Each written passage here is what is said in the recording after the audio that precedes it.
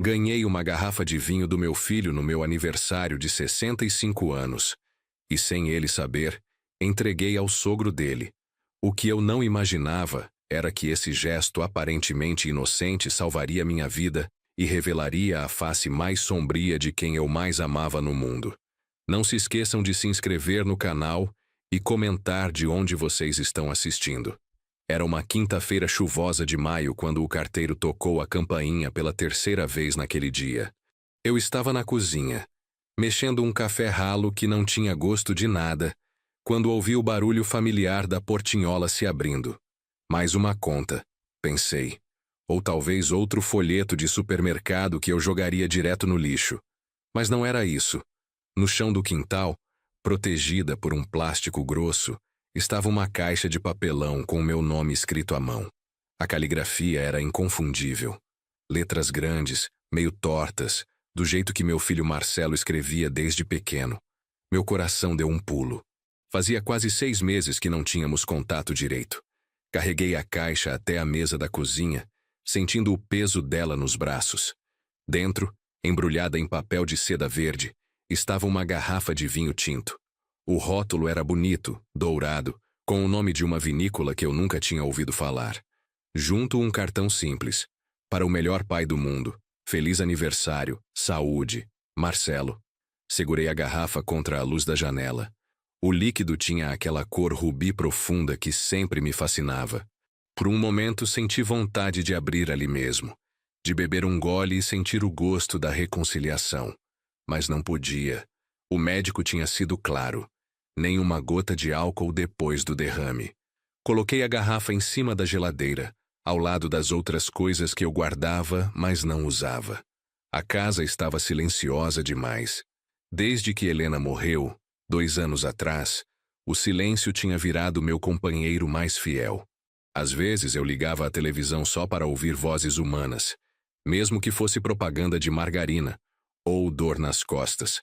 Peguei o telefone e disquei o número do Marcelo. Tocou, tocou, tocou. Caixa postal. Oi, filho. Recebi o vinho. Muito obrigado. Ficou lindo. Me liga quando puder, tá bom? Desliguei e fiquei olhando para o aparelho, como se ele fosse me devolver a ligação por mágica. Marcelo sempre foi meio distante depois que casou com a Patrícia. Não que ela fosse ruim, pelo contrário. Menina educada, família boa. Trabalha num escritório de advocacia no centro. Mas desde o casamento, 3 anos atrás, as visitas foram ficando mais raras. Primeiro eram todo domingo. Depois, domingo sim, domingo não.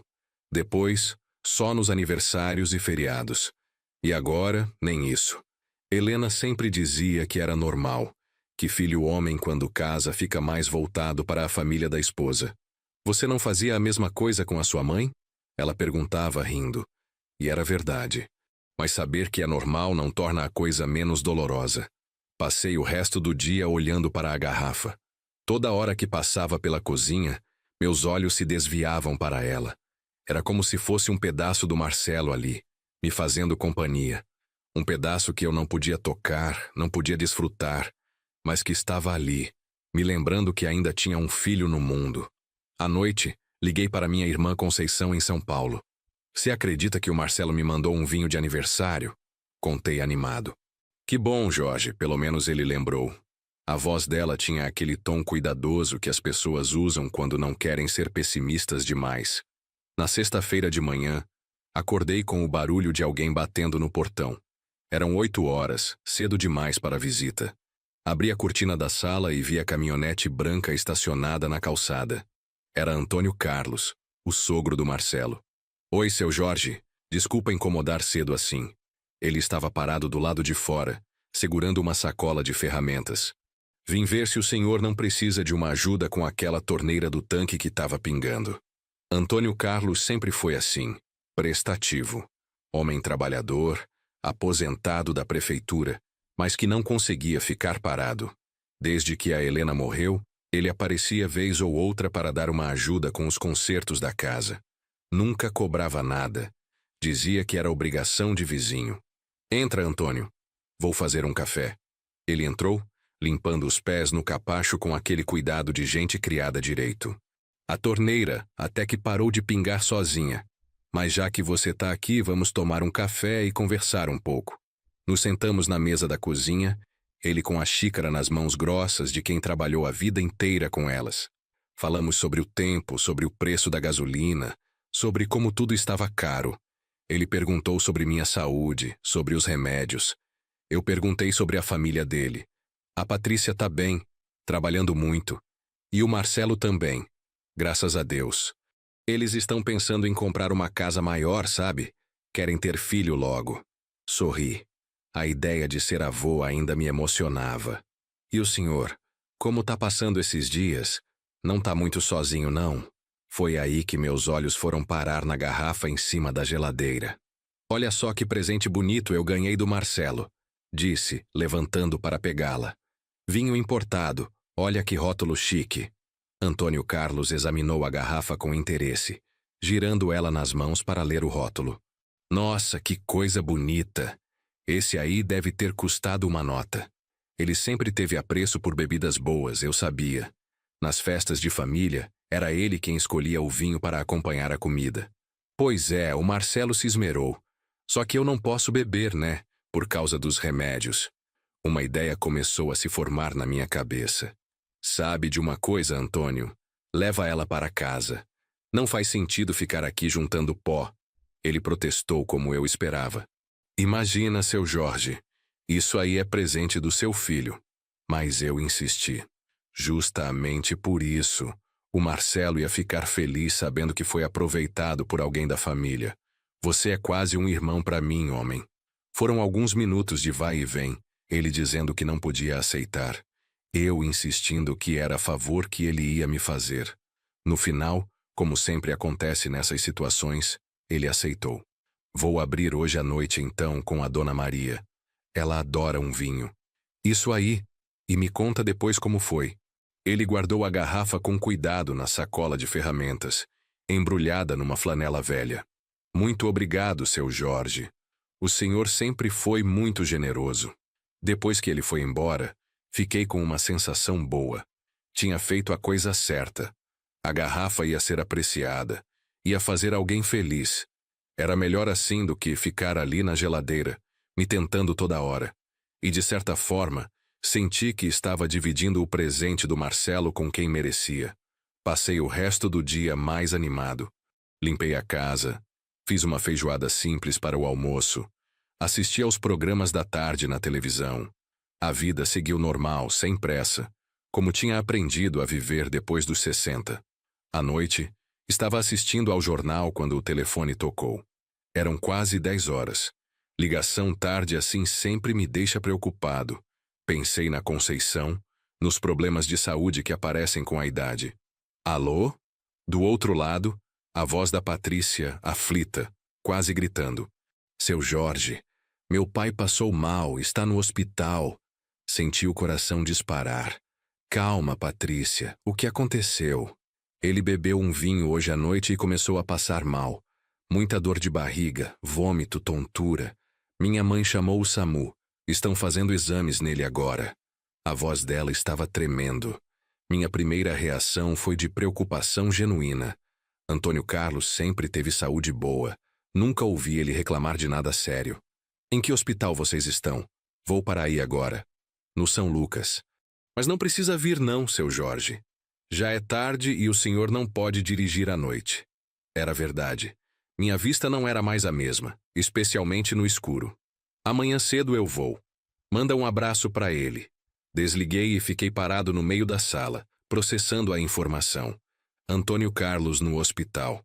Justo hoje, depois de beber o vinho. Uma coincidência estranha, mas coincidência mesmo assim.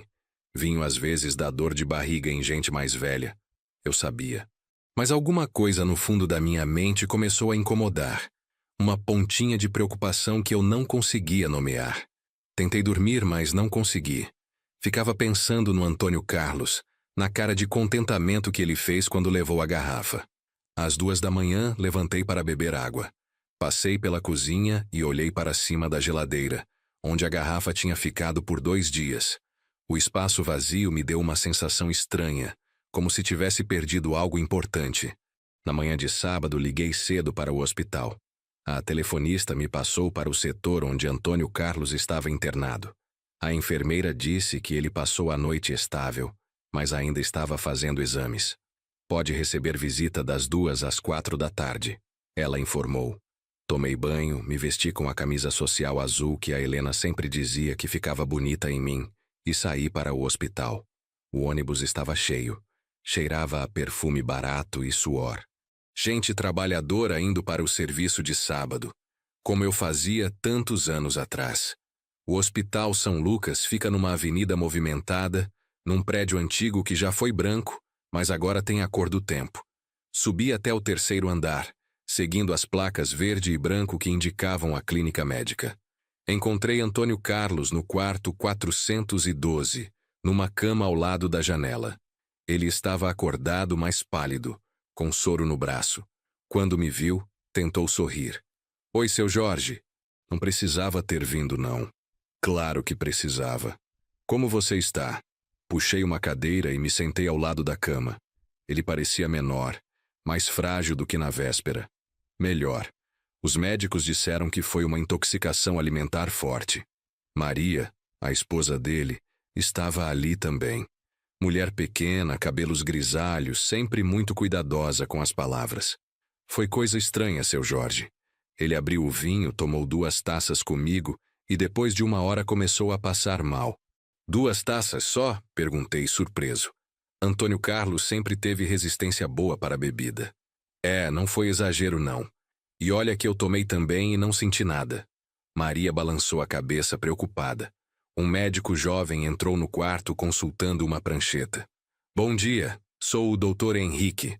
Estou acompanhando o caso do Sr. Antônio. Ele cumprimentou todos nós e se dirigiu ao paciente. Como está se sentindo hoje? Melhor, doutor. A dor de barriga passou. Antônio Carlos se esforçou para se sentar na cama. O médico checou os sinais vitais, fez algumas perguntas de rotina sobre o que ele tinha comido nas últimas 24 horas. O senhor bebeu alguma coisa diferente ontem? Antônio Carlos olhou para mim antes de responder. Tomei um vinho que o seu Jorge me deu. Vinho importado, bonito. O médico anotou alguma coisa na prancheta. Entendi. Os exames mostraram sinais de intoxicação, provavelmente por alguma substância irritante. Pode ter sido algum conservante do vinho ou até mesmo algum fungo se a garrafa não foi armazenada corretamente. Mas, doutor, Maria interveio.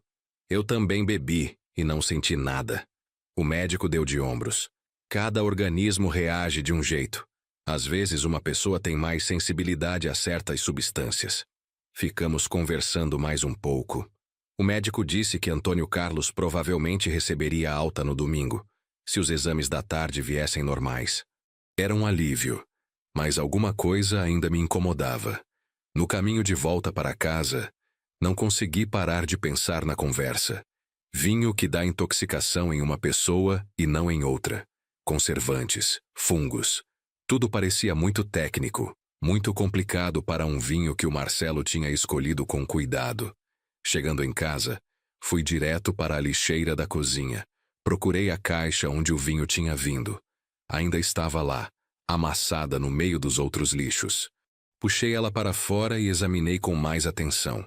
A caixa era comum, papelão marrom, sem nada demais. Mas quando olhei mais de perto, vi que tinha um selo pequeno, quase imperceptível, colado no fundo. Um selo de laboratório, com números e letras que eu não entendia. Peguei uma lupa que usava para ler bula de remédio e examinei o selo mais de perto. Tinha a sigla de alguma empresa, números que pareciam código de produto, e uma data de 3 semanas atrás. Parecia recente demais para um vinho importado. Uma sensação estranha começou a tomar conta de mim. Por que um vinho importado teria um selo de laboratório brasileiro? Por que a data era tão recente? Guardei a caixa numa gaveta da cozinha, sem saber bem o que fazer com essas informações. Tentei ligar para o Marcelo de novo. Dessa vez ele atendeu. Oi, pai. Tudo bom? A voz dele estava normal, animada até. Tudo sim, filho. Queria te agradecer pelo vinho.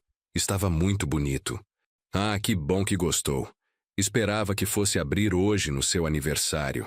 Engoli seco. Na verdade, Marcelo, eu dei para o Antônio Carlos. Você sabe que eu não posso beber por causa dos remédios. Silêncio do outro lado da linha. Um silêncio longo, pesado, que me fez o estômago revirar. Pai, você deu para quem? A voz dele tinha mudado completamente, ficado tensa. Para o Antônio Carlos, seu sogro. Ele veio aqui ontem e eu ofereci. Achei que você não se importaria, já que é da família. Mais silêncio. Eu podia ouvir a respiração dele através do telefone. Pai, você não podia ter feito isso. A voz estava baixa, quase um sussurro. Por quê, filho? Algum problema? O vinho era especial demais? Não é isso, pai.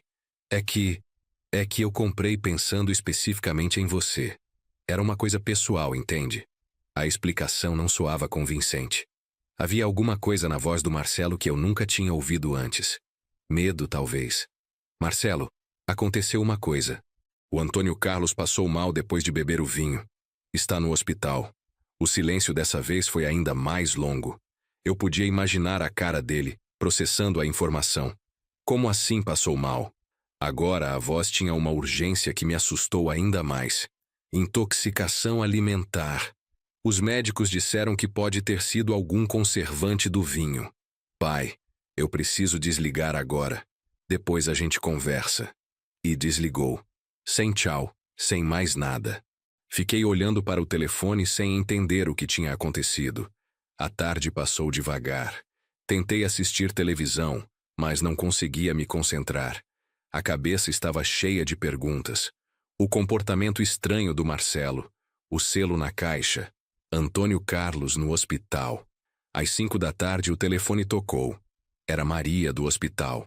Seu Jorge, uma coisa estranha aconteceu aqui. Apareceram uns policiais querendo falar com Antônio Carlos sobre o vinho. Meu sangue gelou. Polícia? Por quê? Não sei. Eles disseram que receberam uma denúncia anônima sobre possível envenenamento. Queriam saber de onde veio o vinho, quem deu. Envenenamento. A palavra ecoou na minha cabeça como um tiro. E o que o Antônio Carlos falou? A verdade. Que o senhor que deu, que veio do Marcelo. Eles queriam seu telefone e endereço. Desliguei e fiquei parado no meio da sala, tentando entender o que estava acontecendo. Denúncia anônima.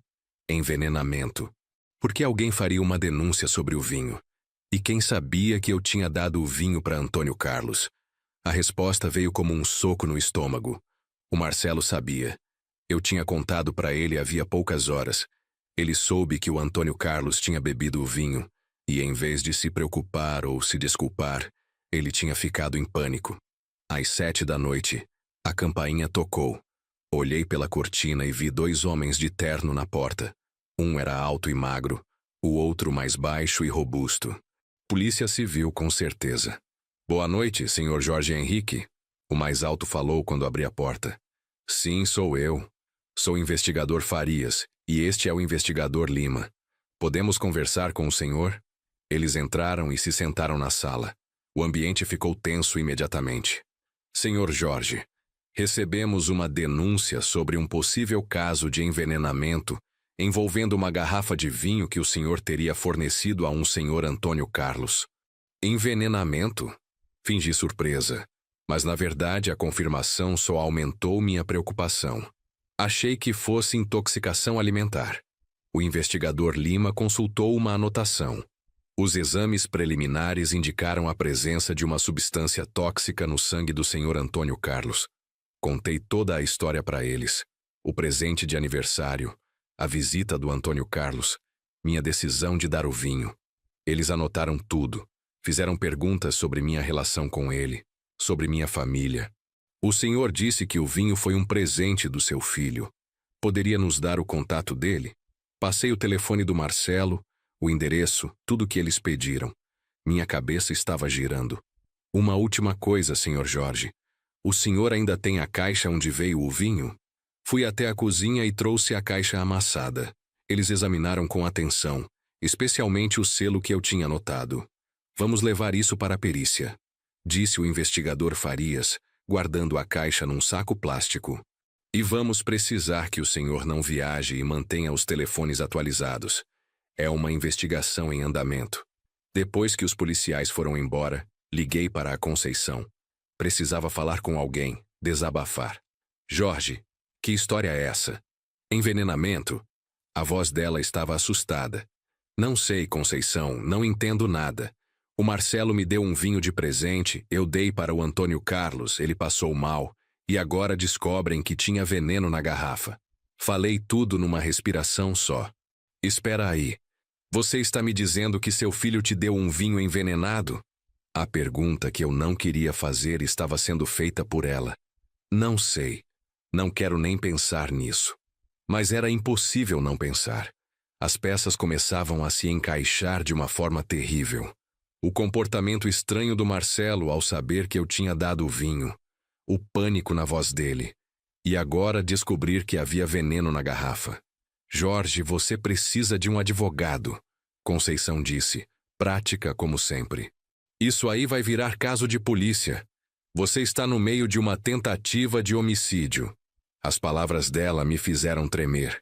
Passei a noite toda acordado, andando pela casa, pensando. Tentei encontrar uma explicação inocente para tudo. Talvez alguém tivesse adulterado o vinho depois que o Marcelo comprou. Talvez fosse um erro, uma confusão. Mas no fundo eu sabia que estava me enganando.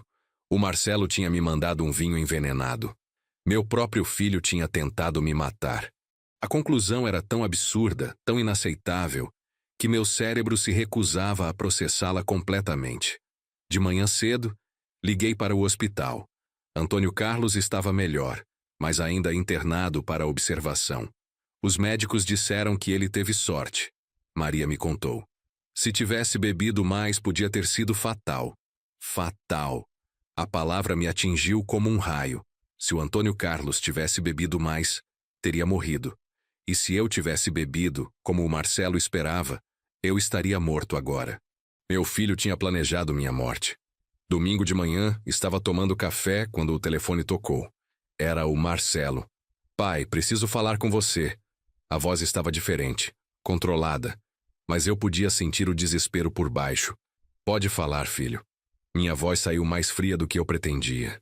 Não é por telefone, posso ir aí? Claro. Desliguei e fiquei esperando, o coração batendo forte.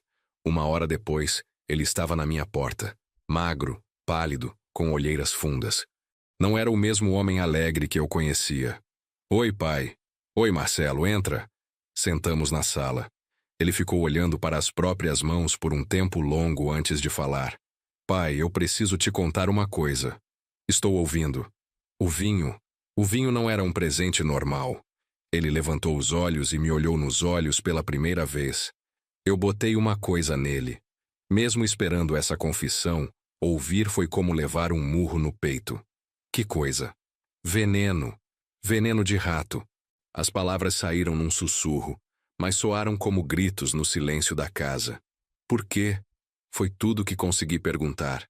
Eu devo muito dinheiro, pai. Muito dinheiro. Apostas, empréstimos, gente perigosa está atrás de mim. Ele começou a chorar. Pensei que se você morresse, eu herdaria a casa, venderia, pagaria as dívidas. A frieza que tomou conta de mim naquele momento me assustou. Não senti raiva, não senti tristeza. Senti um vazio profundo, como se uma parte de mim tivesse morrido ali mesmo. Quanto você deve? Perguntei com uma calma que não sabia que tinha. 200 mil. Ele respondeu enxugando o rosto com a manga da camisa. 200 mil reais, e eles deram prazo até o final do mês. E você achou que matar seu pai era a solução. Não era uma pergunta, era uma constatação. Ele abaixou a cabeça novamente. Eu estava desesperado. Não estava pensando direito. Estava pensando sim, Marcelo. Comprou o veneno, misturou no vinho, embrulhou bonito, escreveu cartão carinhoso. Isso não é desespero. É premeditação. Minha voz estava saindo mais dura a cada palavra. Pai, me perdoa. Eu me arrependi no momento que soube que o Antônio Carlos tinha bebido. Por isso que eu mesmo fiz a denúncia anônima. Queria que descobrissem o veneno, que salvassem ele. Você fez a denúncia? Fiz. Quando você me contou que tinha dado o vinho para ele, eu entrei em desespero. Não queria que ele morresse. Liguei para a polícia anônimo mesmo. Uma parte microscópica de mim quis acreditar que ele tinha algum remorso, alguma humanidade restante. Mas a lógica era implacável. Ele só fez a denúncia porque o plano tinha dado errado, porque a pessoa errada tinha bebido o veneno. E se eu tivesse bebido, Marcelo? Se eu tivesse morrido como você planejou? Você ia fingir tristeza no meu enterro? Ele chorou mais forte. Pai, eu não conseguiria viver com isso. Eu ia me entregar. Ia mesmo? Ou ia ficar com os 200 mil da venda da casa? Ele não respondeu. E o silêncio foi resposta suficiente. Ficamos ali sentados, pai e filho, separados por um abismo que nenhuma palavra poderia atravessar. Eu olhando para um estranho que tinha o rosto do menino que eu criei. Ele olhando para o homem que tinha tentado matar. O que você vai fazer? Ele perguntou finalmente. A polícia já esteve aqui. Já levaram a caixa do vinho. É questão de tempo até chegarem em você. Eu sei. Por isso que eu vim. Para te avisar, para me despedir. Se despedir. Vou me entregar, pai. Não adianta fugir. E talvez seja melhor assim. Pela primeira vez na conversa, senti uma pontinha de orgulho dele. Pelo menos tinha coragem de assumir as consequências. Marcelo, me responde uma coisa. Você realmente me odeia tanto assim? Ele balançou a cabeça desesperadamente. Não, pai. Eu te amo. Sempre te amei. Foi isso que tornou tudo mais difícil. Engraçado jeito de demonstrar amor. Eu sei que você não vai me perdoar nunca. E eu não mereço perdão mesmo. Mas queria que você soubesse que eu me odeio por isso. Levantei da poltrona. A conversa tinha chegado ao fim. Vai, Marcelo. Vai se entregar e assuma o que você fez. É a única coisa decente que você ainda pode fazer. Ele se levantou também, devagar, como um homem muito mais velho do que os 32 anos que tinha. Na porta, se virou mais uma vez. Pai, não diga nada. Não tem nada mais para ser dito. Ele foi embora. Eu fechei a porta e encostei nela, ouvindo o barulho do carro se afastando. Era a última vez que eu veria meu filho em liberdade. No meio da tarde, o investigador Farias ligou. Senhor Jorge, seu filho se apresentou na delegacia. Confessou tudo. O senhor vai precisar vir aqui prestar depoimento como vítima. Fui à delegacia no dia seguinte.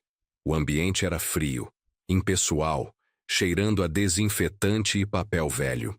Prestei depoimento por 2 horas, contando tudo novamente, desde o recebimento do vinho até a confissão do Marcelo. O senhor tem certeza de que quer manter a acusação contra seu filho? O delegado perguntou no final. Era um homem de uns 50 anos com cara cansada de quem já viu de tudo. Olhei para ele direto nos olhos. Tenho certeza. Ele tentou me matar. Se não fosse pela sorte, eu estaria morto agora. O delegado assentiu. Entendo. É uma decisão difícil, mas respeitável. Ele confessou mesmo? Perguntei, ainda com uma pontinha de esperança de que tudo fosse mal entendido. Confessou tudo. Inclusive onde comprou o veneno, como misturou no vinho, quando planejou. Está tudo documentado. Saí da delegacia com uma sensação estranha. Não era alívio, não era satisfação. Era como se tivesse fechado um livro no meio da história, sabendo que nunca saberia como terminava de verdade. Passei pela porta do hospital para ver Antônio Carlos antes de voltar para casa. Ele estava melhor, sentado na poltrona ao lado da cama, lendo o jornal. Oi, seu Jorge, como estão as coisas? Complicadas, respondi, sentando na cadeira de visitas. O Marcelo confessou tudo para a polícia. Foi ele mesmo que botou o veneno no vinho. Antônio Carlos largou o jornal e me olhou com uma mistura de surpresa e tristeza. Sinto muito, seu Jorge. Deve estar sendo muito difícil. Está. Não sei nem como explicar o que estou sentindo. É meu filho, mas ao mesmo tempo não é mais. O que a Patrícia está falando? Perguntei. Era uma pergunta que me atormentava. Como a esposa do Marcelo estava lidando com a descoberta de que o marido era um assassino frustrado. Ela está arrasada. Disse que nunca desconfiou de nada, que ele sempre foi carinhoso, trabalhador. Está pensando em se separar. Antônio Carlos balançou a cabeça. Coitada da menina. Não merecia passar por isso. Nenhum de nós merecia. Falei. mais para mim mesmo do que para ele. Seu Jorge, posso falar uma coisa? Ele se inclinou para a frente, baixando a voz. Claro. Eu não culpo você por nada. Você não sabia, fez o gesto de boa vontade. Na verdade, você salvou minha vida. Como assim? Se você tivesse bebido o vinho, como o Marcelo planejou, você estaria morto. E eu também. Porque uma hora ele tentaria de novo. A lógica dele fazia sentido, mas não aliviava o peso que eu sentia no peito. Eu devolvi o mal que meu filho queria me fazer para você. Como vou viver com isso? Você vai viver sabendo que é um homem bom, que fez tudo certo. O errado aqui é o Marcelo, não você. Ele estendeu a mão e apertou a minha. E você vai viver porque ainda tem muito pela frente. Voltei para casa no final da tarde. A vizinhança toda já sabia da história. Dona Neuza, da casa ao lado, acenou da janela com aquele olhar de quem quer conversar, mas não sabe o que dizer. Fingi que não vi. Dentro de casa, o silêncio era diferente.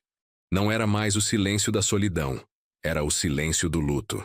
Eu estava de luto pelo filho que eu pensava que tinha, pelo relacionamento que nunca mais existiria. Naquela noite, liguei para a Conceição. Ela atendeu no primeiro toque. Jorge, como você está? Vi no jornal sobre o Marcelo. No jornal? Saiu uma nota pequena. Homem tenta envenenar o pai e acaba intoxicando o sogro. A ideia de que nossa tragédia familiar estava virando notícia de jornal me deixou enjoado. Conceição, acho que vou vender a casa e me mudar para aí, para São Paulo. Não aguento mais ficar nessa cidade. Você pode vir quando quiser, Jorge, mas não tome decisões precipitadas. Você está em choque ainda. Ela estava certa, como sempre. Espera as coisas esfriarem um pouco antes de mudar de vida. Mas como vou olhar para os lugares onde brinquei com ele quando criança? Como vou passar na frente do hospital onde ele nasceu? Tudo aqui me lembra dele. Minha voz começou a falhar. Por enquanto vai doer mesmo. Mas com o tempo você vai conseguir separar o menino que você criou do homem que ele se tornou. São pessoas diferentes. Conceição sempre teve essa sabedoria de quem viveu muito. Na terça-feira, o advogado que eu contratei me ligou com novidades. Senhor Jorge, o promotor está oferecendo um acordo.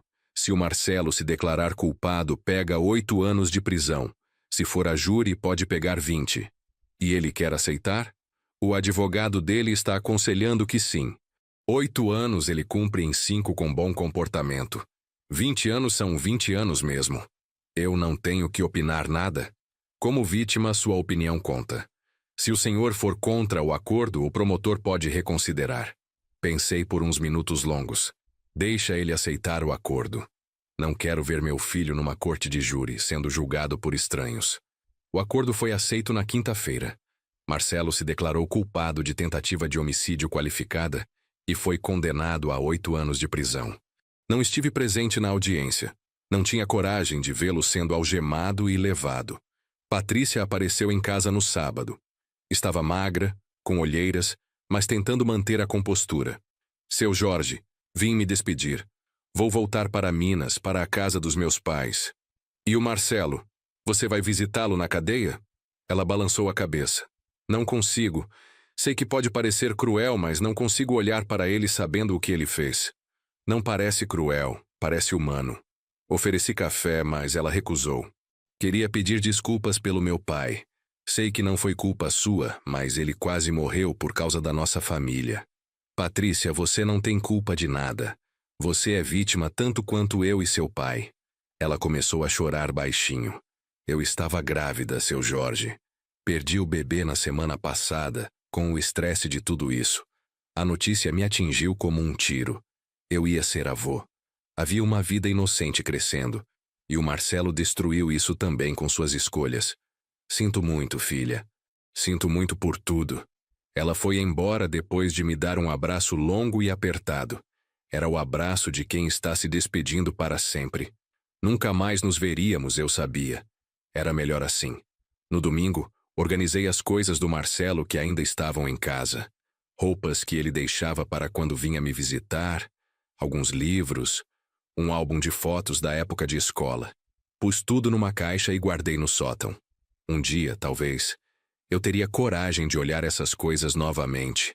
Talvez conseguisse me lembrar do menino bom que ele foi antes de se tornar o homem que tentou me matar. Mas não hoje. Segunda-feira de manhã, o telefone tocou. Era o investigador Farias. Senhor Jorge, descobrimos uma coisa que pode interessar o senhor. Seu filho não estava devendo 200 mil para agiotas. Como assim? Investigamos as finanças dele. Ele tem dívidas, sim, mas nada além de financiamentos normais. Cartão de crédito, prestações de carro, essas coisas. Minha cabeça começou a girar. Então, por que ele disse que devia 200 mil? Essa é a pergunta que estamos fazendo. Parece que ele inventou essa história das dívidas para justificar o crime. A verdade é mais simples e mais fria. Qual verdade? Ele queria herdar sua casa e seu dinheiro, ponto. Não tinha nenhum agiota ameaçando ele, nenhum prazo para pagar. Era pura ganância. Senti uma náusea subir. Era pior do que eu imaginava. Se fosse desespero por dívidas, eu poderia até entender numa lógica distorcida. Mas ganância pura, vontade de me matar só para ficar com meus bens, isso era frieza de psicopata. Obrigado por me avisar, falei, desligando o telefone. Fiquei sentado na sala, processando a informação. Meu filho não estava desesperado. Ele era simplesmente mau caráter. À tarde, apareceu na minha porta um rapaz jovem, de uns 25 anos. O senhor é o Jorge Henrique? Sou. Sou repórter do Diário da Cidade. Gostaria de fazer uma entrevista sobre o caso do seu filho. Não tenho interesse em falar com a imprensa. Comecei a fechar a porta, mas ele insistiu. É uma oportunidade de contar sua versão da história, senhor Jorge. As pessoas estão falando muita coisa por aí. Que tipo de coisa? Curiosidade mórbida me fez perguntar. Que o senhor e seu filho tinham uma relação ruim há anos. Que houve briga por herança. Alguns até insinuam que o senhor armou tudo para prejudicar ele. Armei o quê? Eu quase morri envenenado. Minha voz saiu mais alta do que eu queria. O repórter aproveitou a brecha. É exatamente isso que eu queria que o senhor esclarecesse. Dá a entrevista? Pensei rápido.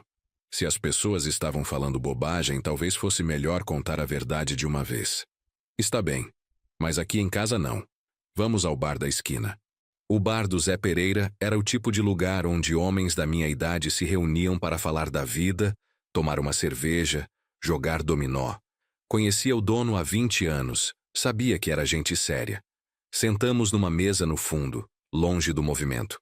O repórter ligou um gravador pequeno e começou as perguntas. Contei tudo desde o início. Não omiti nada, nem a frieza que senti quando descobri a verdade sobre as dívidas. O senhor pretende visitar seu filho na prisão? Foi uma das últimas perguntas. Não sei. Por enquanto não consigo nem pensar nisso. Talvez com o tempo, mas hoje não. O senhor o perdoa? Perdoar é uma palavra muito grande. Hoje eu sinto é vazio. Como se o Marcelo que eu conhecia tivesse morrido e esse homem que tentou me matar fosse um estranho. A entrevista saiu no jornal da quarta-feira com o título Pai conta drama de quase ser morto pelo próprio filho. Ficou bem escrita, respeitosa, sem sensacionalismo. Algumas pessoas ligaram para me apoiar depois de ler. Dona Neuza, a vizinha, veio me trazer um bolo de fubá. Jorge, li a matéria. Você é um homem de coragem. Coragem de quê, Dona Neuza? De escolher a verdade em vez do filho. Passaram-se 2 semanas desde a prisão do Marcelo quando recebi uma carta dele. O envelope tinha o timbre da penitenciária, meu nome e endereço escritos com a letra que eu conhecia desde que ele aprendeu a escrever. Fiquei 1 hora inteira olhando para o envelope fechado. Era a primeira comunicação dele desde a confissão na minha sala. Abri com as mãos tremendo. Pai, sei que talvez você nem leia esta carta, mas preciso escrever. Estou num presídio em Guarulhos, numa cela com mais 5 homens. Todos os dias eu penso no que fiz, e não consigo entender como cheguei a esse ponto. Continuei lendo, mesmo sentindo o estômago revirar. Aqui dentro, conheci gente que matou por muito menos do que eu tentei matar você. Tem cara que matou por R$ 10 por discussão de trânsito. E eu descobri que não sou diferente deles. A diferença é que eles assumem que são ruins. Eu ainda ficava me enganando, achando que era boa pessoa, que estava fazendo aquilo por necessidade. Mentira. Fiz porque quis, porque achei que tinha direito aos seus bens. A carta continuava por 3 páginas, num tom de autoanálise que eu nunca tinha visto nele. Falava sobre as terapias que estava fazendo na prisão, sobre os livros que estava lendo, sobre como enxergava diferente a relação que tivemos. Pai, não estou pedindo perdão porque sei que não mereço. Estou pedindo que você viva sua vida sem ódio de mim. Você merece ser feliz mesmo depois de tudo que eu fiz. Era assim que a carta terminava. Dobrei as páginas e guardei numa gaveta da cozinha. Não ia responder, pelo menos não ainda. Mas também não ia jogar fora. Era um documento da transformação dele, talvez sincera, talvez não. 1 mês depois, Antônio Carlos recebeu alta definitiva do hospital. Fez questão de passar em casa para agradecer. Seu Jorge, os médicos disseram que eu não vou ter sequelas. Minha sorte foi ter bebido pouco. Ainda bem. Eu não me perdoaria se você tivesse ficado com algum problema por minha causa. Ele balançou a cabeça. Por sua causa, não. Por causa do Marcelo. Você foi instrumento, não culpado. Conversamos sobre outros assuntos. Futebol, política, o preço das coisas. Era bom ter uma conversa normal, sem falar de veneno, prisão, tentativa de homicídio. Por 1 hora consegui me sentir uma pessoa comum novamente. Seu Jorge, posso dar uma sugestão? Claro. O senhor precisa sair de casa mais. Está se isolando demais. Vem comigo quinta-feira no grupo da melhor idade da igreja. A ideia de ficar no meio de pessoas estranhas me dava preguiça, mas ele insistiu tanto que acabei aceitando. Só uma vez, avisei. Se não gostar, não volto mais. Quinta-feira à tarde, fomos juntos para a Igreja São Francisco. O grupo da melhor idade era formado por umas 15 pessoas, homens e mulheres entre 60 e 80 anos.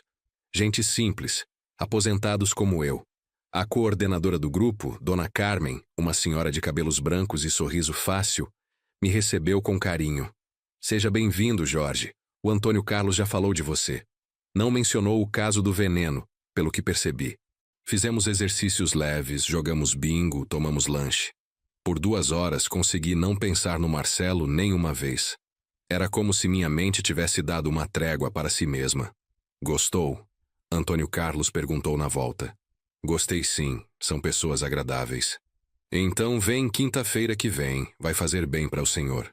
Comecei a frequentar o grupo da melhor idade todas as quintas-feiras. Conheci Dona Rosa, viúva há 5 anos, que também tinha um filho que não dava notícias.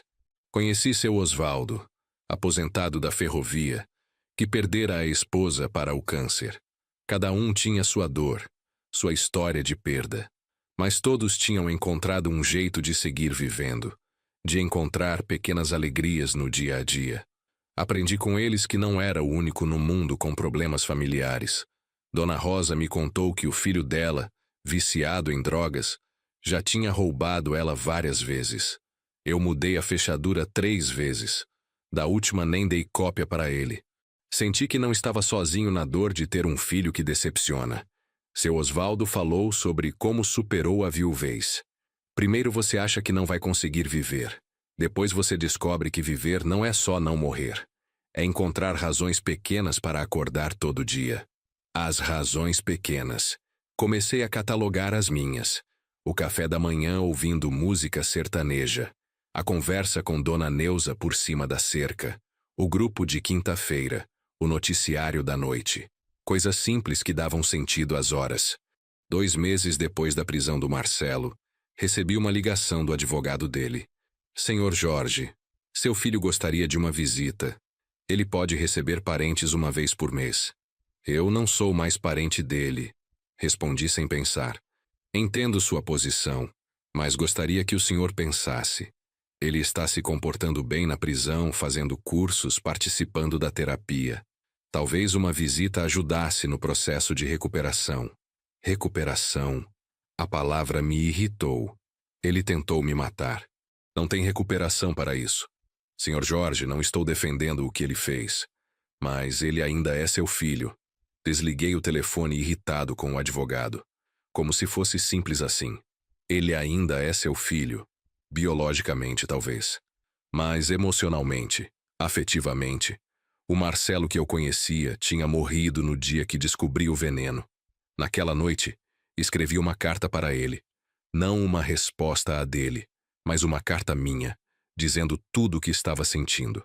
Escrevi 5 páginas, desabafei anos de decepção que nem sabia que tinha guardado. Marcelo, você me perguntou uma vez se eu o odiava. A resposta é não. Eu não te odeio. Ódio é sentimento forte demais para o que sinto. O que sinto é vazio, como se você tivesse apagado todas as lembranças boas que eu tinha de você. Continuei escrevendo até de madrugada. Falei sobre as expectativas que tinha para ele, sobre os sonhos que nutri de sermos amigos na minha velhice, sobre como me sentia traído não só como pai, mas como pessoa. No final da carta escrevi: talvez um dia eu consiga visitá-lo, mas hoje não. Hoje ainda dói demais olhar para você e ver o homem que quis me ver morto. Guardei a carta na mesma gaveta onde estava a dele. No grupo da igreja, comecei a participar mais ativamente. Virei tesoureiro da pequena associação que eles tinham. Ajudava a organizar os passeios, as festas, os bingos beneficentes. Era bom ter responsabilidades novamente. Dona Carmen sugeriu que eu contasse minha história para o grupo. Pode ajudar outras pessoas que passaram por situações parecidas. Achei a ideia esquisita no começo, mas depois de pensar, resolvi aceitar. Numa quinta-feira chuvosa de agosto, contei para 15 pessoas como meu filho tinha tentado me envenenar. Falei sobre o choque, sobre a decepção, sobre como estava aprendendo a viver com essa realidade. A reação do grupo me surpreendeu. Em vez de pena ou horror, recebi compreensão. Dona Marta disse que o genro tentou aplicar um golpe nela ano passado. Seu Geraldo contou que o filho sumiu com as economias da família. A gente imagina que essas coisas só acontecem com os outros, disse Dona Carmen. Mas a verdade é que família problema todo mundo tem. A diferença é que uns falam, outros escondem. Saí daquele encontro mais leve. Pela primeira vez desde o acontecido, senti que podia falar sobre o assunto sem que fosse motivo de escândalo ou curiosidade mórbida. Era só mais uma história triste numa coleção de histórias tristes. Em setembro, 6 meses depois da prisão do Marcelo, decidi reformar a casa. Nada grande, só uma pintura geral. Trocar algumas coisas que estavam velhas. Queria que o ambiente ficasse diferente, menos carregado de memórias. Pintei a sala de azul claro, a cozinha de amarelo, os quartos de verde suave. Comprei cortinas novas, troquei alguns móveis. Quando terminei, parecia que estava morando numa casa nova, embora fosse a mesma de sempre. O quarto que era do Marcelo transformei num escritório. Comprei uma mesa pequena, uma estante, uma poltrona confortável. Virou meu cantinho de leitura, o lugar onde escrevia cartas para a Conceição e organizava as contas da associação da igreja. Uma tarde, organizando papéis na mesa nova, encontrei uma foto antiga do Marcelo. Devia ter uns 12 anos, estava segurando um peixe que pescamos no rio. Sorria com orgulho, mostrando os dentes com o aparelho. Olhei para a foto por muito tempo. Era o mesmo rosto, mas uma pessoa completamente diferente. Aquele menino da foto nunca imaginaria que um dia tentaria envenenar o pai. Guardei a foto numa caixa com outras lembranças. Em outubro, recebi uma ligação inesperada. Era Patrícia falando de Minas Gerais. Seu Jorge, como o senhor está? A voz dela soava mais firme, mais segura do que na última vez. Estou bem, Patrícia. E você? Como está se virando por aí? Estou melhor. Arranjei um emprego numa empresa de contabilidade aqui. Não é o que eu fazia antes, mas está ajudando a recomeçar. Que bom. Fico feliz em saber. Fiquei esperando ela chegar no assunto principal. Sabia que não tinha ligado só para conversar. Seu Jorge, o Marcelo está mandando cartas para mim também. E você responde? Não, não consigo. Mas nas cartas ele sempre pergunta se eu tenho notícias do senhor. Se o senhor visitou ele, se vocês se falaram. E o que você fala? Nada, porque não respondo. Mas queria saber, o senhor tem vontade de visitar ele? Era uma pergunta difícil. Às vezes tenho curiosidade de saber como ele está, mas vontade mesmo não. Eu entendo. É muito complicado. Ela ficou em silêncio por um momento. Seu Jorge, posso falar uma coisa que talvez seja difícil de ouvir? Pode. Eu acho que o Marcelo sempre teve um lado ruim que nós não víamos. Pequenas mentiras, pequenas crueldades. Eu achava que era normal, que todo mundo tinha defeitos. Mas olhando para trás, você acha que ele sempre foi assim? Não sei se sempre, mas acho que a capacidade estava lá, sabe? Só estava esperando a oportunidade certa para aparecer. A conversa com Patrícia me fez pensar sobre sinais que talvez eu tivesse ignorado. O Marcelo criança que mentia com facilidade. O adolescente que não demonstrava remorso quando fazia algo errado. O jovem adulto que sempre achava que merecia mais do que tinha. Será que eu fui um pai cego, que não quis ver os defeitos do filho? Ou será que esses defeitos eram normais e só se tornaram perigosos com o tempo? Não tinha resposta. E talvez nunca tivesse. No grupo da igreja, conversando com Dona Rosa sobre filhos problemáticos, ela disse uma coisa que ficou na minha cabeça. A gente não pode se culpar por não ter previsto o imprevisto. Ninguém é obrigado a adivinhar que o filho vai virar bandido. Em novembro, um ano depois de receber a garrafa envenenada, decidi fazer algo simbólico. Fui até o cemitério onde a Helena estava enterrada e levei flores frescas, cravos brancos que eram os preferidos dela. Helena, falei baixinho, ajoelhado na frente da lápide. Nosso menino tentou me matar. Você acredita numa coisa dessas? O vento balançou as árvores, e por um momento tive a impressão de que ela estava me ouvindo. Acho que se você estivesse aqui, teria percebido antes. Você sempre teve mais tino para essas coisas. Fiquei ali por 1 hora, falando com ela sobre tudo o que tinha acontecido, sobre como estava lidando com a situação.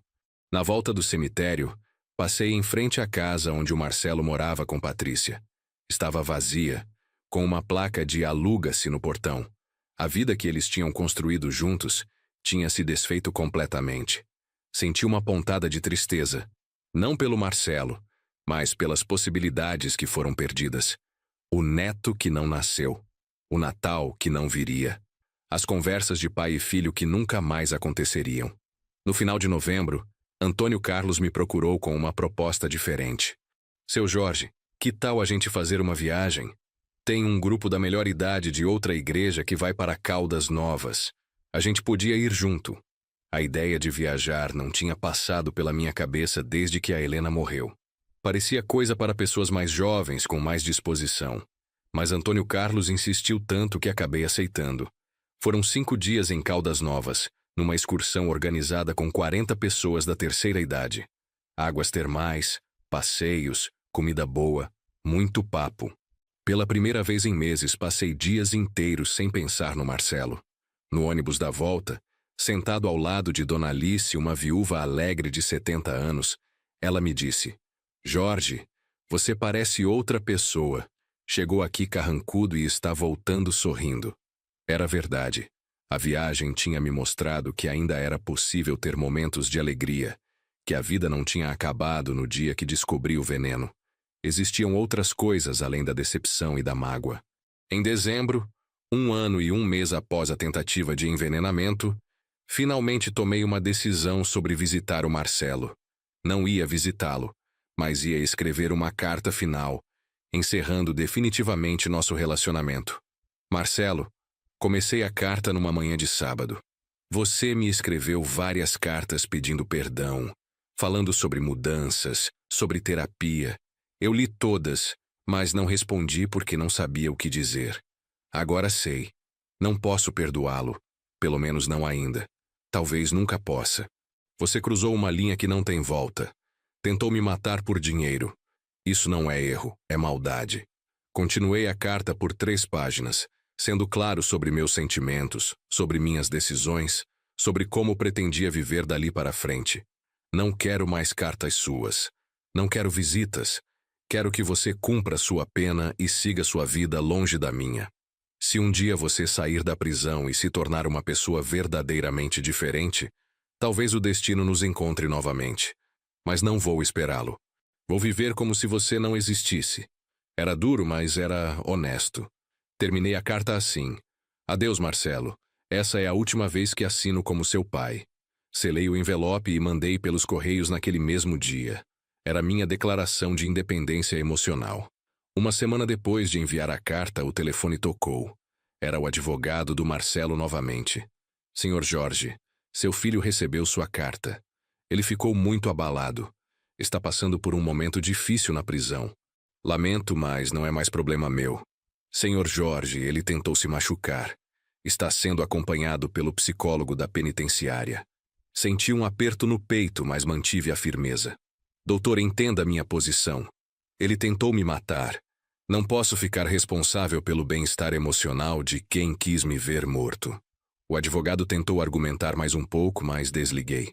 Naquela noite não consegui dormir direito. Ficava pensando se estava sendo cruel demais, se um pai deveria abandonar um filho em qualquer circunstância. Mas de manhã, minha decisão continuava a mesma. No grupo da igreja, contei sobre a carta e sobre a reação do Marcelo. Dona Carmen disse uma coisa que me marcou. Jorge, você não é cruel, você está se protegendo. Há uma diferença entre amor e permissividade. Seu Osvaldo completou. Às vezes a coisa mais amorosa que podemos fazer é deixar as pessoas arcarem com as consequências de seus atos. As palavras deles me deram paz.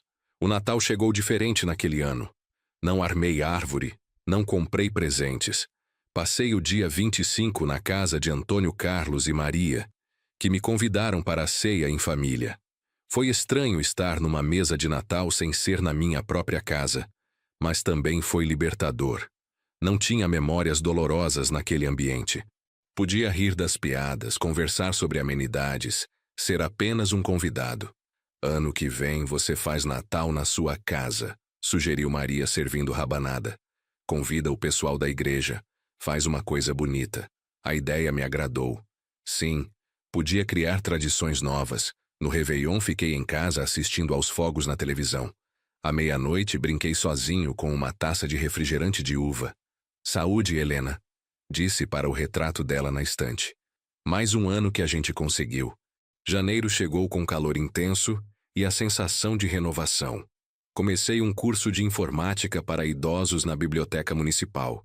Queria aprender a usar computador, navegar na internet, talvez até ter e-mail.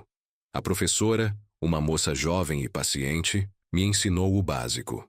Seu Jorge, o senhor está indo muito bem para quem nunca mexeu com isso. Ela dizia sorrindo. Era bom ter desafios novos, coisas para aprender. Uma tarde, navegando na internet, digitei o nome do Marcelo no Google. Apareceram algumas notícias sobre o caso, reportagens de jornal. Li tudo, sentindo uma mistura de curiosidade e distanciamento, como se estivesse lendo sobre um estranho. Em fevereiro, completou 1 ano e meio desde a prisão do Marcelo. Eu havia parado de contar os meses, mas a data ficou marcada porque foi quando recebi uma ligação inesperada do presídio. Senhor Jorge, sou a assistente social da penitenciária. Seu filho Marcelo pediu para falar com o senhor. Meu primeiro impulso foi recusar, mas alguma coisa na voz da mulher me fez hesitar. Ele está bem? Perguntei, surpreendendo a mim mesmo por me importar. Fisicamente, sim. Emocionalmente tem passado por momentos difíceis, mas está participando das atividades, fazendo cursos. O que ele quer? Não sei ao certo. Ele disse que é importante, que não vai incomodar o senhor nunca mais depois disso. Fiquei em silêncio pensando. Posso ligar de volta? Passei o resto do dia ruminando sobre o que fazer. Parte de mim tinha curiosidade genuína sobre como ele estava. Outra parte temia que fosse mais manipulação emocional. À noite, liguei para a Conceição e contei sobre o telefonema. Jorge, faça o que seu coração mandar. Se for falar com ele, vá preparado para qualquer coisa. Se não for, também está certo. O problema é que meu coração não está mandando nada, confessei. Estou neutro em relação a ele. E acho que essa neutralidade é que me assusta. Por que assusta? Porque um pai não deveria ser neutro em relação ao filho. Deveria amar ou odiar, mas não ser indiferente. Conceição ficou calada por um momento. Talvez a indiferença seja seu jeito de se curar. No dia seguinte, liguei de volta para a assistente social. Vou aceitar falar com ele, mas por telefone, não pessoalmente. Perfeito. Posso agendar para quinta-feira às 2 da tarde? Na quinta-feira, exatamente às 2 horas, o telefone tocou. Era a ligação do presídio. Pai! A voz do Marcelo estava diferente, mais grave, cansada. Oi, Marcelo. Obrigado por aceitar falar comigo. Sei que depois da sua carta você não queria mais contato. Pois é. O que é tão importante assim? Fui direto ao ponto. Não queria prolongar a conversa. Pai, eu vou morrer. As palavras saíram sem rodeios, me pegando completamente desprevenido. Como assim? Descobri que tenho câncer no pâncreas, estágio avançado. Senti como se tivesse levado um murro no estômago. Por mais que tivesse tentado me distanciar dele, ouvir sobre doença grave mexeu comigo. Tem certeza? Fizeram todos os exames? Tenho certeza. Os médicos daqui me encaminharam para um hospital em São Paulo. Disseram que talvez eu tenha 6 meses, no máximo 1 ano. A voz dele estava controlada, mas eu podia sentir o medo. Por que está me contando isso? Porque não quero morrer com essa culpa. Pai, eu tentei te matar. Eu sei que é imperdoável, mas preciso que você saiba que me arrependo todos os dias. Fiquei em silêncio, processando as informações. Câncer. 6 meses de vida. Arrependimento. Era muita coisa para absorver de uma vez. Marcelo, eu não sei o que dizer. Não precisa dizer nada. Só queria que soubesse que o pai que eu tentei matar é o mesmo pai que está com saudades agora. Que eu amo e sempre amei, mesmo quando fui capaz daquela maldade. Você tem certeza sobre o diagnóstico? Era a única coisa que conseguia perguntar. Tenho. Posso pedir para os médicos falarem com o senhor, se quiser. Não precisa. Eu preciso processar isso. Depois de desligar o telefone, fiquei sentado na poltrona da sala por horas, olhando para o nada. Câncer. O Marcelo ia morrer. De repente, toda a raiva, todo o ressentimento pareceram pequenos diante da finitude. Não era que eu o perdoava. Não era que esquecia o que ele fez. Mas a morte tem uma forma de redimensionar as coisas, de tornar certas brigas irrelevantes diante do fim inevitável. Liguei para o grupo da igreja e cancelei minha participação da reunião de quinta-feira. Não estava com cabeça para atividades sociais. Precisava pensar, decidir o que fazer com essa informação. À noite, tentei assistir televisão, mas não conseguia me concentrar em nada. As palavras do Marcelo ecoavam na minha cabeça. Vou morrer. Me arrependo todos os dias. Amo e sempre amei. No dia seguinte, liguei para a assistente social do presídio. Senhora, preciso entender melhor a situação médica do meu filho. Claro, senhor Jorge. O que gostaria de saber? É verdade mesmo que ele tem câncer? Não é alguma estratégia para conseguir alguma coisa? Senhor, eu entendo sua desconfiança. Mas sim, é verdade. Posso enviar os laudos médicos pelo correio se desejar. Sim, por favor. E me diga uma coisa. Ele pode receber visitas normalmente? Pode sim. Aliás, por causa do estado de saúde dele, as visitas foram liberadas 2 vezes por semana em vez de uma. Desliguei o telefone ainda confuso sobre o que sentia. Era pena? Era tristeza? Era apenas a reação natural de um pai ao saber que o filho está doente? Não sabia definir. Uma semana depois, chegaram pelos correios os laudos médicos. Tudo muito técnico, mas a conclusão era clara. Adenocarcinoma pancreático metastático. Prognóstico reservado. Expectativa de vida entre 6 meses e 1 ano. Levei os laudos para o meu médico analisar. Dr. Henrique, que me acompanhava desde o derrame, examinou os papéis com atenção. Jorge, lamento dizer, mas o diagnóstico está correto. É um câncer agressivo. Tem tratamento? Tem, mas nesse estágio é mais para controlar a dor e dar um pouco mais de tempo. Cura é praticamente impossível. E se ele estivesse em liberdade, faria diferença? Faria. Ele teria acesso a tratamentos mais modernos. Estaria num ambiente mais adequado para alguém nessa condição. A prisão não é lugar para morrer. As palavras do médico ficaram ecoando na minha cabeça. Voltei para casa pensativo. O Marcelo ia morrer na prisão, longe da família, cercado de estranhos. Por pior que fosse o que ele fez, isso me incomodava. Ninguém merece morrer assim. À noite liguei para Conceição e contei sobre os laudos médicos. Jorge, sinto muito. Sei que é complicado, mas ele continua sendo seu filho. Eu sei. E é exatamente isso que está me matando por dentro. O que você vai fazer? Não sei. Parte de mim quer visitá-lo antes que seja tarde. Outra parte acha que seria hipocrisia. Jorge, não existe manual para situações como essa. Faça o que achar que vai deixar você em paz. No domingo, fui à missa. Não era religioso praticante, mas às vezes ia quando precisava pensar. O padre falou sobre perdão, sobre segundas chances, sobre como Deus é misericordioso até nos últimos momentos. Depois da missa, procurei o padre no confessionário. Padre, preciso de um conselho. Contei a história toda, desde o veneno até o diagnóstico de câncer. Ele me ouviu em silêncio. Meu filho, ele disse quando terminei. O perdão não é para quem errou, é para quem perdoa. Você não precisa esquecer o mal que seu filho fez, mas pode escolher se libertar do peso de carregar essa mágoa. Padre, mas se eu visitá-lo, não estarei validando o que ele fez? Não, meu filho. Você estará agindo como cristão. Existe diferença entre perdoar e ser conivente. Você pode perdoar sem esquecer. Saí da igreja com a cabeça mais organizada. Não se tratava de absolver o Marcelo ou de fingir que nada aconteceu. Tratava-se de fazer as pazes com a situação antes que fosse tarde demais. Na segunda-feira, liguei para a penitenciária e agendei uma visita para o sábado seguinte.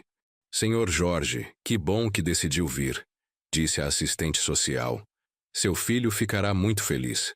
Passei a semana me preparando psicologicamente para o encontro. Comprei roupas adequadas para a visita de presídio, li sobre os procedimentos, tentei imaginar como seria ver o Marcelo depois de quase 2 anos. Na quinta-feira, no grupo da igreja, contei sobre minha decisão. As reações foram variadas. Dona Carmen me apoiou. Seu Osvaldo disse que eu estava sendo forte. Dona Rosa achou que era arriscado emocionalmente. Jorge, disse Antônio Carlos, você está fazendo a coisa certa. Eu perdoaria quem tentou me envenenar se soubesse que ia morrer. A morte muda tudo. Suas palavras me deram coragem. Na sexta à noite, liguei para Patrícia em Minas Gerais. Queria avisá-la sobre o estado do Marcelo. Meu Deus, seu Jorge. Câncer. Ela ficou chocada com a notícia. Você quer que eu avise seus pais? Pode avisar. Meu pai vai ficar abalado. Por mais que o Marcelo tenha tentado me matar através dele, meu pai sempre gostou dele. E você? Tem vontade de vê-lo? Não sei. É muita confusão na minha cabeça. Vou pensar. Antes de desligar, ela disse: Seu Jorge, que bom que o senhor vai visitá-lo. Mesmo depois de tudo, ele continua precisando de um pai. No sábado de manhã, acordei cedo, tomei banho, vesti a roupa mais arrumada que tinha e saí para o presídio. A viagem de ônibus durou 2 horas. Tempo suficiente para repassar na cabeça tudo o que queria dizer. A penitenciária era um complexo cinzento e intimidador, cercado por muros altos e arame farpado. Guardas armados, detectores de metal, revistas rigorosas. Um ambiente que deixava claro que ali não era lugar para pessoas normais. Depois de passar por todos os procedimentos de segurança, fui conduzido a uma sala de visitas.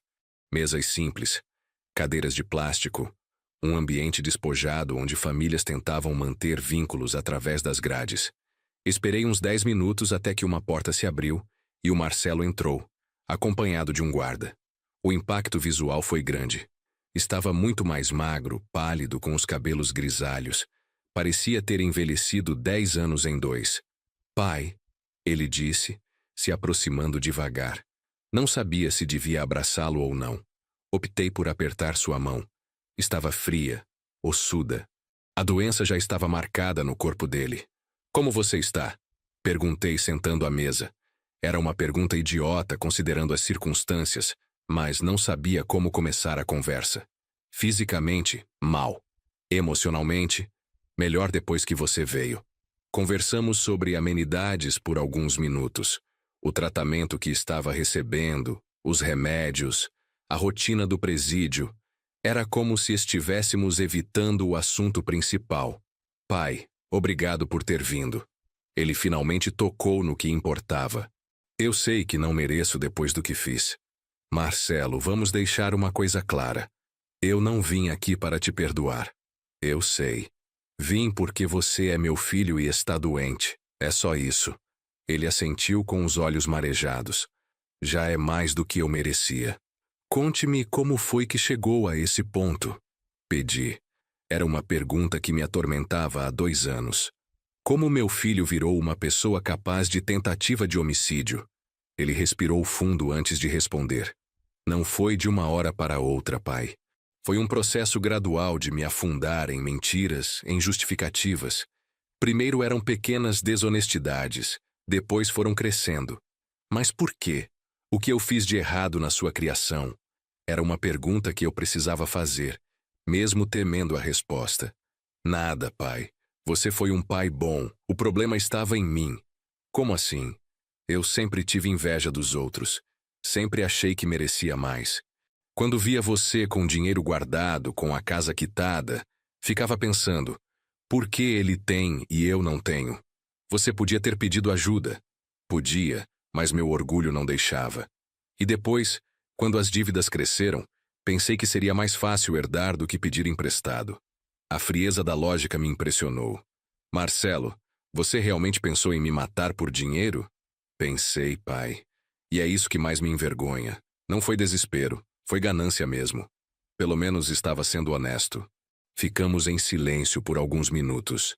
Eu tentando processar a confirmação do que já desconfiava, ele provavelmente se arrependendo de ter sido tão direto.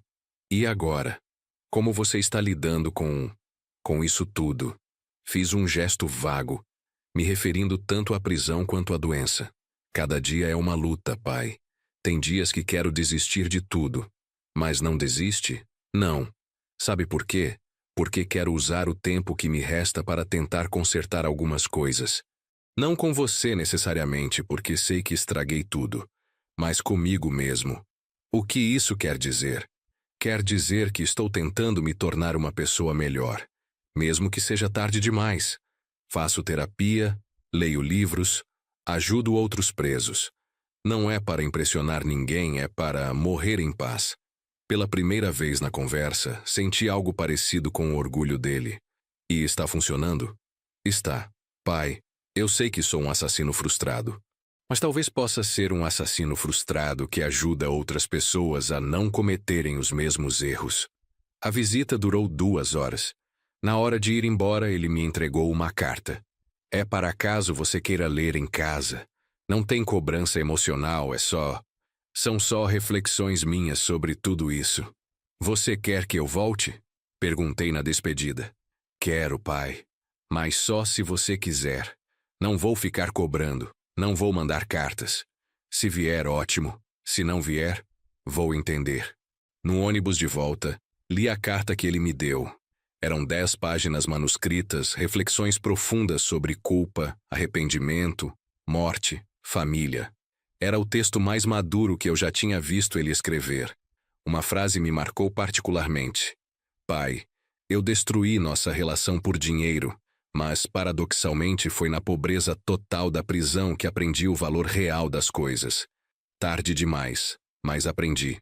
Chegando em casa, liguei para Conceição e contei sobre a visita. Como foi? Difícil, mas necessário. Ele está diferente. Não sei se é sincero ou se é efeito da proximidade da morte, mas está diferente. E como você se sente? Confuso. Não consigo dizer que o perdoei, mas também não sinto mais aquele rancor. É como se fosse uma pessoa conhecida que está morrendo, não exatamente meu filho. Talvez seja assim mesmo. Talvez o Marcelo que você criou realmente tenha morrido naquele dia. E esse aí seja outra pessoa que está aprendendo a ser gente. A análise da Conceição fazia sentido. Decidi que voltaria a visitá-lo. Não porque o perdoava, mas porque era o certo a fazer. Nas semanas seguintes, estabeleci uma rotina. Visitava o Marcelo a cada 15 dias, sempre aos sábados. A cada visita, ele estava visivelmente mais debilitado. O câncer avançava rapidamente, mas, paradoxalmente, parecia estar mais em paz consigo mesmo. Falávamos sobre livros, sobre vida, sobre arrependimento. Pai, posso te pedir uma coisa? Ele disse numa das últimas visitas que fiz. Estava muito fraco, quase não conseguia se manter ereto na cadeira. Pode. Quando eu morrer, o senhor vai no meu enterro? A pergunta me pegou desprevenido. Marcelo, não é cobrança, pai. É só, gostaria que houvesse pelo menos uma pessoa lá que me conheceu antes de eu virar um bandido. Eu vou, respondi sem hesitar. E vou levar flores. Ele sorriu, e pela primeira vez em anos vi naquele sorriso o menino que ele foi um dia. Em maio, 3 meses depois da primeira visita, recebi um telefonema do presídio. Senhor Jorge, seu filho está internado no hospital. O estado dele é grave. Peguei o primeiro ônibus e fui para São Paulo. Encontrei o Marcelo numa UTI, ligado a máquinas, sedado. Os médicos disseram que era questão de dias, talvez horas. Fiquei sentado ao lado da cama dele, segurando sua mão ossuda. Marcelo, falei baixinho. Se você está me ouvindo, quero que saiba que, apesar de tudo, você continua sendo meu filho. Eu não consigo te perdoar pelo que fez, mas também não consigo te odiar. Descanse em paz, menino. E se encontrar sua mãe por aí, peça desculpas a ela também. Ela sempre acreditou que você era uma boa pessoa. Talvez ela estivesse certa. Só levou um tempo para aparecer. Ele morreu na madrugada de uma terça-feira, sem recobrar a consciência. Eu estava dormindo numa poltrona ao lado da cama quando uma enfermeira me tocou no ombro. Senhor Jorge, lamento informar. O enterro foi simples, num cemitério público em São Paulo. Eu, Patrícia, que veio de Minas, Antônio Carlos e Maria, e alguns colegas de prisão que conseguiram autorização para comparecer. Não mais que 10 pessoas. Coloquei sobre o caixão um buquê de cravos brancos, iguais aos que levava para a Helena. Para meu filho Marcelo, disse a placa. Era tudo o que consegui escrever. Durante a cerimônia pensei em tudo que vivemos juntos. As primeiras palavras, os primeiros passos, as brincadeiras de infância, os sonhos que nutri para ele. Também pensei na garrafa de vinho e no veneno. Pai, Patrícia disse quando estávamos saindo do cemitério. Obrigada por ter estado com ele no final. Sei que foi difícil, mas foi importante. Foi o certo a fazer, respondi. No ônibus de volta, refleti sobre os últimos 2 anos e meio da minha vida.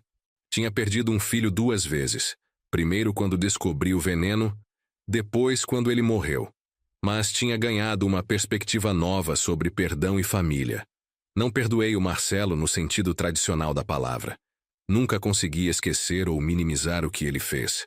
Mas aprendi que é possível cuidar de alguém sem aprovar seus atos, que é possível amar sem absolver.